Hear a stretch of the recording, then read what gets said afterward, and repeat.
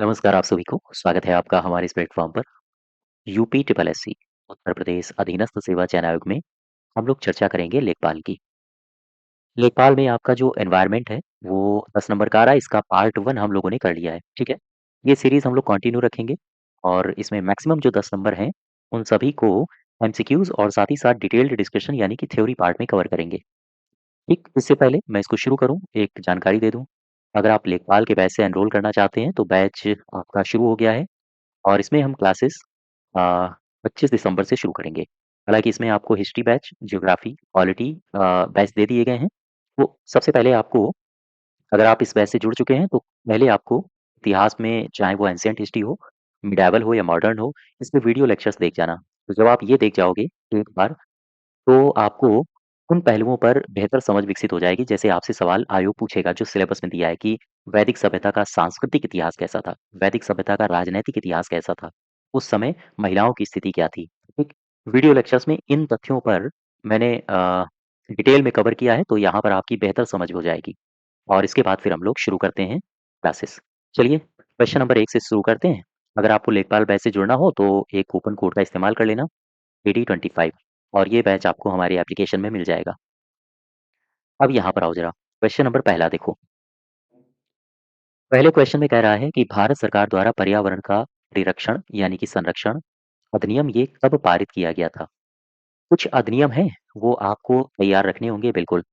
जैसे 3 वर्ष याद रखो, हालाँकि वर्ष तो कई सारे हैं, लेकिन कुछ धीरे-धीरे आप अभी से याद करना शुरू करो। 1986 1986 का वर्ष याद रखो, इस समय कौन-सा अधिनियम आया था? 1974 1974 को याद रखो और 1981 1981 को याद रखो। 1986 में पर्यावरण संरक्षण अधिनियम, पर्यावरण संरक्षण अधिनियम, ठीक है? याद रखना ये अधिनियम, इस अधिनियम से संबंधित वर्ष है 1986। 1974 में 2 बातें हुई थीं। 1974 में एक तो बात ये हुई थी कि केंद्रीय प्रदूषण नियंत्रण बोर्ड का गठन किया गया। केंद्रीय प्रदूषण नियंत्रण बोर्ड, इसको बनाया गया और दूसरी बात 1974 में क्या हुई? ये हुई कि एक अधिनियम भी बना था, इसी अधिनियम के अंतर्गत ये बोर्ड बनाया गया था। ये अधिनियम था जल प्रदूषण, जल दूषण नियंत्रण अधिनियम, ठीक है? अधिनियम, जल प्रदूषण नियंत्रण अधिनियम। 1981 में क्या हुआ? 1981 में हुआ ये, एक अधिनियम बना जिसे कहते हैं केंद्रीय वायु प्रदूषण वायु प्रदूषण नियंत्रण अधिनियम, ठीक है? ये ईयर्स याद रखो, आपसे एग्ज़ाम में पूछे जा सकते हैं सजाने के लिए। दे देगा ऑप्शन 1986, 1974, 1981 और इधर लिख देगा 3 विकल्प कि कौन-सा अधिनियम कब बना और कहेगा इनको मिलाओ, कूट दे देगा नीचे, ठीक है? इस प्रकार के सवाल भी बनाए जाते हैं। तो इसमें आपसे पर्यावरण संरक्षण पूछ रहा था, 1986 हो जाएगा सही। क्वेश्चन नंबर दूसरे में आओ ज़रा। सेकंड कह रहा है कि फ्लाई ऐश प्रदूषण, ये क्या होता है भाई? फ्लाई ऐश का सीधा-सा मतलब होता है, यहाँ पर आओ, मैंने लिखा फ्लाई ऐश, इस प्रकार के सवाल पूछे बहुत जाते हैं। ये क्या है? दरअसल इसे हम कह सकते हैं कि ये है बिना जला अवशेष, बिना जला अवशेष, यानी ये अवशेष है जो जल नहीं पाया है। अर्थात क्या हम जला रहे थे? जिसका अवशेष बचा है, तो हम जला रहे थे कोयला। अर्थात कोयला का जब हम दहन कर रहे थे, तो ये जो अवशेष है, वो कहलाता है फ्लाई ऐश। लेकिन सवाल ये आया कि क्या हम कोयले को ऐसे ही खुले आसमान में रख के जला रहे थे? या हम कोयले को किसी डब्बे में रख के जला रहे थे? जला कहाँ रहे थे? जिससे ये फ्लाई ऐश बन गया। जला रहे थे ताप विद्युत संयंत्र में, ताप विद्युत संयंत्र में, ठीक है? अर्थात अब यहाँ से परिभाषा बना लो। ताप विद्युत संयंत्र में कोयले के दहन के परिणाम स्वरूप बिना जला जो अवशेष प्राप्त है, वही कहलाता है फ्लाई ऐश। अब यहाँ पर आ जाओ, फ्लाई ऐश क्या है? तो तेल शोधन तो गलत हो जाएगा, उर्वरक उद्योग भी गलत हो जाएगा, ताप विद्युत संयंत्र सही होगा। क्लियर है बात? और आगे बढ़ो जरा, क्वेश्चन नंबर 3 में आ जाओ। 3 में कह रहा है कि निम्नलिखित में से कौन-सा वायु प्रदूषण का सूचक है? ये तो सिंपल है क्वेश्चन, सबको रटा होना चाहिए। ये है लाइकेन, ये वायु प्रदूषण का सूचक होता है। दरअसल ये जो SO2 गैस होती है, इसके लिए ये संवेदनशील होता है, मरने लगते हैं ये, संवेदनशील होता है इस गैस के लिए। गैस का नाम भी याद रखो। क्वेश्चन नंबर 4 में आ जाओ, कह रहा है कि राष्ट्रीय स्वच्छ वायु कार्यक्रम केंद्र सरकार के द्वारा ये कब शुरू किया गया? चूँकि प्रदूषण से संबंधित है स्वच्छ वायु, इसलिए इस कार्यक्रम को आप याद रखोगे। 2018 है, 17 है, 20 है या फिर 19 है? आंसर होगा 2019, ठीक है? 2019। लेकिन यहाँ पर आओ, इस इसके बारे में कुछ महत्वपूर्ण हम बातें करते हैं। सबसे पहले यहाँ पर देखो, ये लिखा है फ्लाई ऐश। कुछ वन लाइनर डेटा याद रखो, जैसे एक तरफ लिखो जरा धूल के कण, धूल के कण। कौन से धूल के कण हैं, उनसे कौन-सा रोग होता है? ये 4 फैक्ट हैं, इन 4 फैक्ट को बिल्कुल कंठस्थ कर लो, बहुत बार एग्ज़ाम में रिपीट हुए हैं। धूल के कण मतलब जैसे अगर हम लें कपास, कपास की धूल, तो अगर कपास की धूल के कण आपने आपके शरीर में प्रवेश कर गए, एक रोग होता है, इसे कहते हैं बिसिनोसिस। याद रखना, कपास के धूल के कणों से कौन-सा रोग होता है? बिसिनोसिस। दूसरा एक और लेते हैं धूल का कण। गन्ने की खेती होती है आपके आस-पास, अगर होती होगी, जैसे जो उत्तर प्रदेश के तराई वाले क्षेत्र हैं, वहाँ पर गन्ने की खेती खूब मात्रा में होती है। जैसे आप चले जाओ कहाँ हम चले जाएँ? तराई वाला क्षेत्र, ये उत्तर प्रदेश है, ये तराई वाला क्षेत्र है। लखीमपुर खीरी हो गया, है ना? हरदोई हो गया, शाहजहाँपुर हो गया, इन क्षेत्रों में गन्ने की खेती होती है। तो अगर आप गन्ने की धूल अगर आपके शरीर में प्रवेश कर गई है, तो फिर एक रोग होता है, जिसे कहते हैं बेगासोसिस। अलग-अलग चीज़ें याद रखना, पूछी जाती हैं। ऐसे लिख देगा, कूट बना देता है कि कपास की धूल, गन्ने की धूल, नीचे लिख देगा अनाज, अनाज की धूल और फिर नीचे लिख देगा सिलिका के कण, सिलिका या हम कहें सिलिका से और साथ ही साथ कोयला कण, कोयला कण। ऐसे लिख देगा और इस तरफ लिख देगा रोग और कहेगा मिला दो इनको, इस कण से कौन-सा रोग होता है? नीचे कूट बना देगा। ऐसे भी सवाल पूछे जाते हैं। इस तरह के सवाल फिर कठिन श्रेणी में आ जाते हैं, है ना? अनाज की धूल से एक रोग है जिसको कहते हैं कृषक फुफ्फुस, फुस और सिलिका से सिलिकोसिस, सिलिकोसिस और कोयले के कण से यहाँ हो जाएगा एंथ्राकोसिस, एंथ्राकोसिस, ठीक है? अब क्वेश्चन में आपसे कौन-सा सवाल पूछा था? राष्ट्रीय स्वच्छ वायु कार्यक्रम। यहाँ पर आओ, इस कार्यक्रम को ज़रा हम डिस्कस करते हैं आपसे।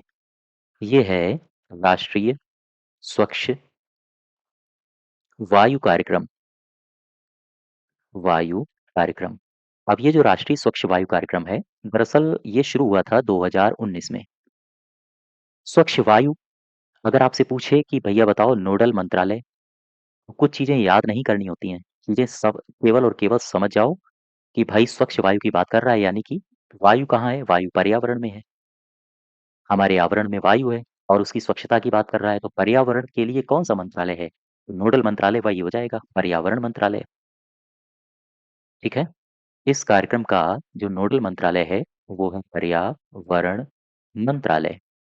तो 2019 में शुरू हुआ ये कार्यक्रम, नोडल मंत्रालय हो गया पर्यावरण मंत्रालय। मुझे बताओ इसका क्रियान्वयन कहाँ किया गया है? क्रियान्वयन, क्या भारत सरकार ने सभी राज्यों में इसका क्रियान्वयन किया है? हाँ, सभी राज्यों में इसका क्रियान्वयन हुआ है। तो क्या यूटी को छोड़ दिया गया है? नहीं भाई, सभी यूटीज़ यानी केंद्र शासित प्रदेशों में इसका क्रियान्वयन हुआ है। तो मुझे बताओ अगर क्रियान्वयन हो रहा है तो सरकार ने कुछ न कुछ लक्ष्य रखा होगा। हाँ, बिल्कुल रखा है। क्या रखा है लक्ष्य? सरकार ने रखा था 2019 में ये कार्यक्रम शुरू हुआ था। सरकार ने कहा था कि 2024 तक जो पीएम है, पीएम मतलब प्रधानमंत्री नहीं, पीएम मतलब पार्टिकुलेटेड मैटर्स और प्रधानमंत्री जी की जो सांद्रता होगी सॉरी क्या बोल रहा हूँ मैं? पीएम मतलब पार्टिकुलेटेड मैटर्स की जो सांद्रता होगी, उसे 20 से लेकर 30% तक कम करना है ना? पीएम मतलब पार्टिकुलेटेड मैटर्स याद रखो। तो ये जो कार्यक्रम है, इसका सरकार ने लक्ष्य तय किया है कि 2024 तक जो निकल चुका है, 24 तक जो पीएम है पार्टिकुलेटेड मैटर्स, इनकी जो सांद्रता होगी, उस सांद्रता को 20 से 30% तक कम कर देना है, ठीक है? वापस आ जाओ सही उत्तर हो जाएगा डी पार्ट। अब आ जाओ 5वें में, क्वेश्चन नंबर 5 क्या कह रहा है? 5 कह रहा है कि भाई जो ये सुपोषण है शब्द, जिसे कहते हैं यूट्रिफिकेशन, इसके संबंध में ये कथन दिए गए हैं। इन कथनों में बताइए कि कौन से कथन सही हैं? पहला स्टेटमेंट कह रहा है कि यह जल में घुलित ऑक्सीजन को कम करता है। दूसरा कह रहा है यह जल निकाय के पोषण तत्व संवर्धन की घटना है। क्या ये दोनों सही है? है तो दोनों सही, लेकिन उससे पहले सुपोषण को समझते हैं, ये है क्या? तभी आप इस प्रकार के अन्य सवालों को भी कर पाएँगे। शब्द लिखा मैंने सुपोषण, सुपोषण। इसे ही इंग्लिश में कह दो आप यूट्रिफिकेशन, यूट्रिफिकेशन। तो आप दोनों ही शब्दों को तैयार रखो। हो सकता है एग्ज़ाम हॉल में सुपोषण ना मिले, आपको यूट्रिफिकेशन मिल जाए। दोनों शब्दों को तैयार रखो। सुपोषण, इसको शब्द पकड़ो और इसका अर्थ निकालो। पोषण मतलब तो पोषण हो गया, सुपोषण मतलब अच्छा पोषण। अच्छा पोषण कैसा होगा? जब आपके सामने अच्छा खाना आ जाएगा तो आप खाते रहोगे, है ना? जब तक पेट और ज़्यादा, ज़्यादा, ज़्यादा ना भर जाए। तो ठीक उसी प्रकार से सुपोषण की परिभाषा निकालो अपने दिमाग से। चूँकि बात हम कर रहे हैं जल की, मान लेते हैं ये है जल, ठीक है? ये वाटर बॉडी है कोई, वाटर बॉडी का मतलब मान लेते हैं हम कि ये झील है। झील का मतलब क्या हुआ? पर्यावरण के नज़रिए से अगर देखें तो ये एक जलीय पारितंत्र है। हालाँकि ज्योग्राफी के नज़रिए से देखोगे तो आपको झील दिखेगी। पर्यावरणीय नज़रिए से देखो तो ये जलीय पारितंत्र आपको दिखेगा। इस जलीय पारितंत्र में पोषक तत्व घुले रहते हैं, ठीक? पोषक तत्व यहाँ पर घुले रहते हैं। अगर यही पोषक तत्व ज़्यादा हो जाएँ, पोषक तत्व ज़्यादा होने का मतलब क्या है? जैसे फास्फोरस, फास्फोरस या फिर नाइट्रोजन, यहाँ पर अगर ज़्यादा हो जाता है। अच्छा, अगर फास्फोरस और नाइट्रोजन इस प्रकार के पोषक तत्व ज़्यादा हो जाएँ तो क्या होगा? ये जो पोषक तत्व हैं दरअसल ये पौधों के पोषक तत्व हैं, पौधों के पोषक तत्व हैं। अगर ये ज़्यादा हो गए, ठीक? इनकी मात्रा बढ़ने लगी तो कुछ न कुछ परिणाम होगा। परिणाम क्या होगा? परिणाम ये होगा कि पौधों के पोषक तत्व बढ़ेंगे, तो जल में पौधों की वृद्धि हो जाएगी। बोलो भाई, पौधों की इसमें हो जाएगी वृद्धि। अब अगर इसमें पौधों की वृद्धि हो गई, फिर क्या होगा? होगा ये कि जल में जो घुलित ऑक्सीजन है, ऑक्सीजन की मात्रा कम होने लगेगी। जलीय पौधों में वृद्धि और ऑक्सीजन की मात्रा कम होने लगी। जब ऑक्सीजन की मात्रा कम होने लगेगी, तो इसी जलीय पारितंत्र में बहुत सारे जीव-जंतु हैं जो जल के अंदर रहते हैं। जीव-जंतु हैं जैसे मछली है, इनकी होने लगती है मृत्यु। यही घटना है सुपोषण। वापस आओ ज़रा, इसमें कह रहा है यह जल में घुलित ऑक्सीजन को कम कर देता है। बिल्कुल सही है। यह जल निकाय के पोषण तत्व संवर्धन की घटना है। पोषण तत्व के संवर्धन मतलब बढ़ने की घटना है, ये भी सही है। अर्थात 1 और 2 दोनों सही हो जाएँगे। ठीक, अब आ जाओ 6 में। 6 क्या कह रहा है? कहा ये गया है कि बताओ मुझे स्मॉग, ये शब्द आया 20वीं शताब्दी में, एसएमओजी। 20वीं शताब्दी की शुरुआत में ही ये शब्द को गढ़ा गया था। तो स्मॉग आवश्यक रूप से वायुमंडल में इसकी उपस्थिति के कारण होता है। तो सबसे पहले तो आप समझ लो ये स्मॉग जैसा है क्या? ये किसका नाम है स्मॉग? देखो, मैंने लिखा SMOG। ये जो स्मॉग है, इसमें आप सबसे पहले ले लो स्मोक को, ठीक है? धुआँ को ले लो आप, ले लिया। अब आप एक काम करो, स्मोक को ले लिया, अब ये लिखा है फॉग, FOG, OG लिखा है, तो आप यहाँ पर ले लो FOG को, फॉग मतलब कोहरा। इन दोनों को जब आप मिला देते हो तो आपका बनता है SMOG, स्मॉग। अब सवाल ये बनता है कि भाई ये बना कैसे? स्मॉग कैसे बना? स्मॉग बनता है आपके माध्यम से। आप कहोगे मेरे माध्यम से कैसे बन गया? आपके पास वाहन है क्या? हाँ है। हमारे पास या हम किसी कारखाने में काम करते होंगे? हाँ, बिल्कुल। अगर आप नहीं करते हैं तो आपके पड़ोसी करते होंगे, है ना? किसी कारखाने में या फिर किसी उद्योग में लगे होंगे। हाँ, बिल्कुल लगे होंगे। तो यहाँ से कुछ न कुछ उत्सर्जन तो होता ही होगा। बोलो भाई। यहाँ से कुछ उत्सर्जन होता है और ये जो विषैली गैसें उत्सर्जित होती हैं, उनमें से एक हो गया नाइट्रोजन, नाइट्रोजन और सल्फर। नाइट्रोजन और सल्फर के जो ऑक्साइड हैं, ऑक्साइड, इनकी प्रतिक्रिया होती है सूर्य की रोशनी से, सूर्य की रोशनी से, साथ ही साथ वायुमंडल से और इसके परिणाम स्वरूप स्मॉग बनता है। अब मुझे बताओ ये जो स्मॉग है इसमें अनिवार्य घटक कौन से हैं? अनिवार्य घटक हैं नाइट्रोजन और सल्फर के ऑक्साइड।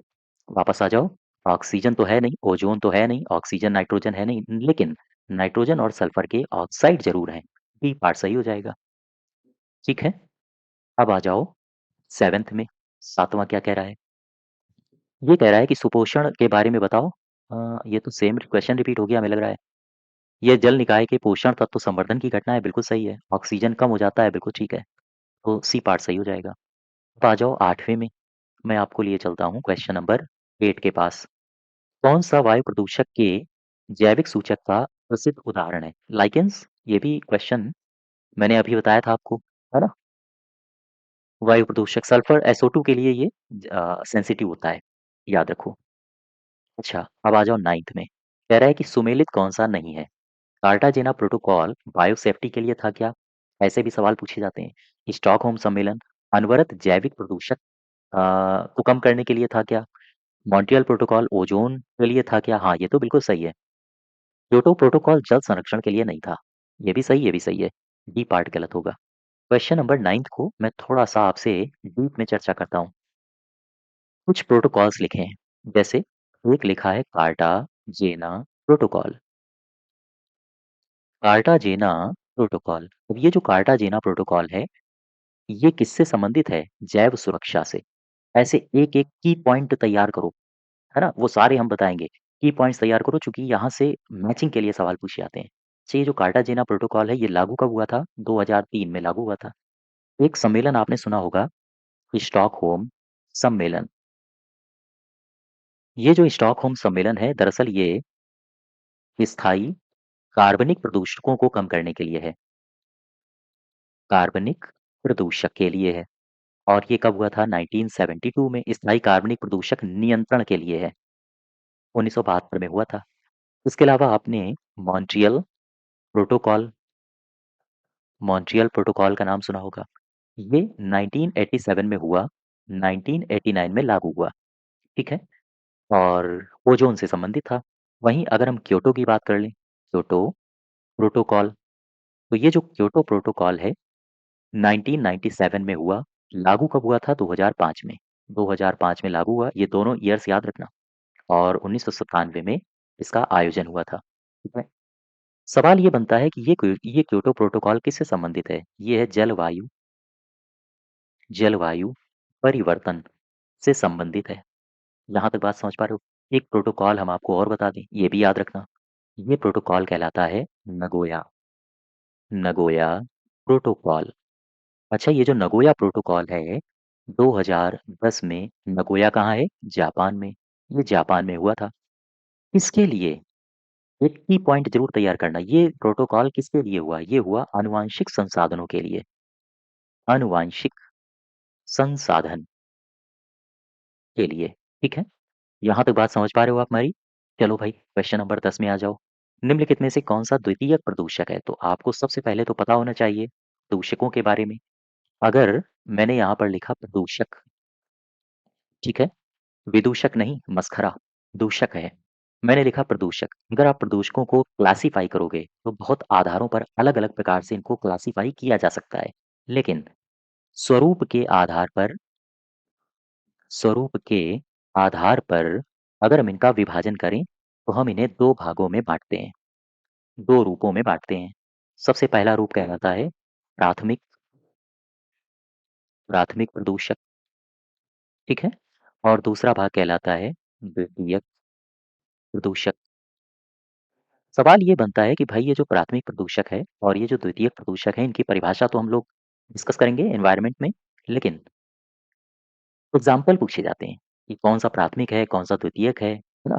प्राथमिक किसे कहते हैं, द्वितीयक किसे कहते हैं, इसको हम लोग थ्योरी में कंप्लीट करेंगे। लेकिन एग्ज़ाम्पल याद रखना, ये इम्पोर्टेंट है, जैसे डीडीटी, ये प्राथमिक प्रदूषक की श्रेणी में आता है, जैसे प्लास्टिक, ठीक है? जैसे सीओ, जैसे CO2 आदि। वहीं द्वितीयक प्रदूषक की श्रेणी में कौन आता है? पीएन। पीएन क्या है? इसको कहते हैं पैरॉक्सी एसिटिल एन का मतलब हो जाएगा नाइट्रेट। इसका पूरा नाम भी पूछा जाता है पैन का। जैसे ओज़ोन, ये भी द्वितीयक श्रेणी में आता है। अमोनिया, ये भी द्वितीयक श्रेणी में आता है। तो पैन हो गया, ओज़ोन हो गया और अमोनिया। पैन का पूरा नाम क्या है? पैरॉक्सी एसिटिल नाइट्रेट, ठीक है? तो वापस आओ ज़रा अपने क्वेश्चन में। द्वितीयक पूछ रहा है, सीओ तो नहीं होगा, ये भी नहीं होगा, फ्लाई ऐश भी नहीं होगा, स्मॉग हो जाएगा, ए पार्ट। अच्छा, अब और आगे बढ़ते हैं। क्वेश्चन नंबर 11 में आपको ले चलते हैं। कह रहा है कि हवा में तैरते हुए श्वसनीय सूक्ष्म कणों का आकार कितना होता है? ये एकदम से रट लो, 5 माइक्रोन से कम। ये पीसीएस में भी कई बार रिपीट हो चुका है, एसएससी में तो रिपीट होता ही रहता है ना? इस प्रकार के ये यूनिवर्सल क्वेश्चंस होते हैं, याद रखो। तुरंत ऐसे क्वेश्चन को अपने दिमाग में उतार लो। अब आगे देखो, एक तरफ प्रदूषक लिखा है, दूसरी तरफ लिखा है कि होने वाली बीमारी। पारा से मिनीमाटा रोग होता है, बिल्कुल ठीक है।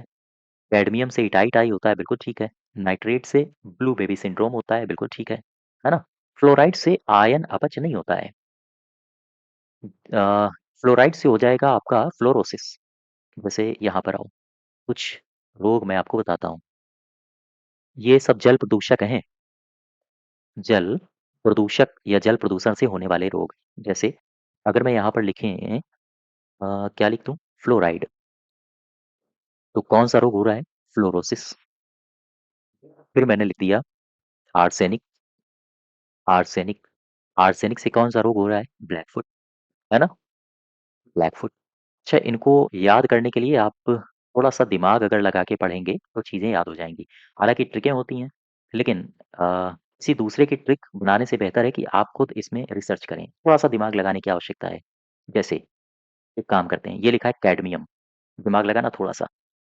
कैड मतलब मैंने लिखा कैट, कैट मतलब बिल्ली, बिल्ली क्या लगा के आई है? टाई। कैट लगा के आई है टाई, है ना?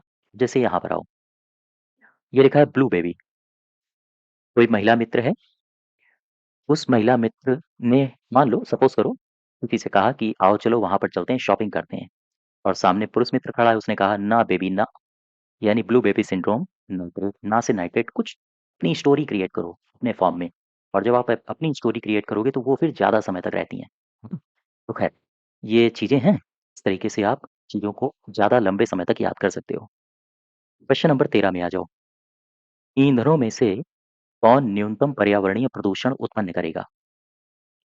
तो न्यूनतम पर्यावरणीय प्रदूषण तो हाइड्रोजन ही उत्पन्न करेगा, डीजल भी करता है, मिट्टी का तेल भी करता है, कोयला भी करता है, हाइड्रोजन न्यूनतम करेगा। 14 में क्या कह रहा है? इसमें कह रहा है कि निम्नलिखित ऊर्जा स्रोतों में से कौन पर्यावरणीय प्रदूषण नहीं उत्पन्न करता है? पर्यावरणीय प्रदूषण कौन सा नाभिकीय ऊर्जा करता है? सौर ऊर्जा नहीं करता है। पेट्रोलियम भी करता है, कोयला भी करता है, सही उत्तर बी होगा, बी पार्ट। अब आ जाओ 15 में, 15 क्या कह रहा है? निम्नलिखित में से कौन सा वायु प्रदूषक ऑक्सीजन की अपेक्षा अधिक शीघ्रता से रक्त के हीमोग्लोबिन में घुल जाता है? तो यहाँ पर कार्बन मोनोऑक्साइड होना चाहिए, है ना? इसी से मृत्यु भी हो जाती है। आप अंगीठी वगैरह को जला के घरों में मत रखना। क्वेश्चन नंबर 16 में आओ। 16 कह रहा है कि निम्नलिखित ऊर्जा स्रोतों में से कौन सा पर्यावरण को स्वच्छ रखने के लिए सर्वोत्तम है? पर्यावरण को स्वच्छ रखने के लिए सर्वोत्तम कौन सा है? पेट्रोलियम तो है नहीं, इससे तो विषैली गैसें निकलती हैं। वन उत्पाद भी नहीं है। आप लकड़ी को जब जलाओगे, वन उत्पाद में लकड़ी आ जाती है, ठीक? भाई लकड़ी कहाँ से आई है? फॉरेस्ट से। तो आप जब इसको जलाओगे तो उससे भी गैसें निकलेंगी, तो ये भी गलत हो गया। नाभिकीय विखंडन तो होता ही नहीं है, ये तो गलत हो गया। हाँ, सौर सेल सही है। कौन-सा पर्यावरण को स्वच्छ रखने का एक अच्छा उदाहरण है? सौर सेल। अब आ जाओ 17 में। 17 कह रहा है कि सिगरेट के धुएँ में कौन-सा मुख्य प्रदूषक होता है? ये होता है मोनोऑक्साइड और बेंजीन। एज़ इट इज़ याद रखना, सी पार्ट। कार्बन मोनोऑक्साइड और साथ ही साथ बेंजीन। ये सवाल भी कई बार रिपीट हो चुका है, इसलिए महत्वपूर्ण बन जाते हैं ये सवाल। और दूषण संकेतक पौधा कौन-सा है? लाइकेन। इसके अलावा द्वितीयक दूषक कौन-सा नहीं है? तो पैन तो है, स्मॉग भी है, ओज़ोन भी है, सल्फर डाइऑक्साइड ये नहीं है। सी पार्ट सही होगा उनमें से, ठीक है? तो ये 19 क्वेश्चंस हैं पर्यावरणीय प्रदूषण से संबंधित। आई होप आप लोग समझ गए होंगे। अच्छा हाँ, इसकी अगर आपको पीडीएफ डाउनलोड करनी हो, तो आप हमारे टेलीग्राम चैनल से जुड़ सकते हो, वहाँ पर इसकी पीडीएफ दे दी जाएगी, ठीक है? टेलीग्राम का लिंक आपको कहाँ मिलेगा? टेलीग्राम का लिंक आपको मिलेगा डिस्क्रिप्शन बॉक्स में। आप चैनल के डिस्क्रिप्शन बॉक्स में जाइए, वहाँ पर टेलीग्राम का लिंक मिलेगा, वहीं पर आपको ये सारी की सारी जो हम वाईटी में प्रैक्टिस करते हैं, ये पीडीएफ मिलेंगी। और अगर थ्योरी बैच से जुड़ना चाहते हैं, उसकी पीडीएफ डाउनलोड करना चाहते हैं, तो आप हमारे एप्लीकेशन में आइए, वहाँ पर मिल जाएगी पीडीएफ, ठीक है? चलो, आज यहीं तक रखते हैं। धन्यवाद।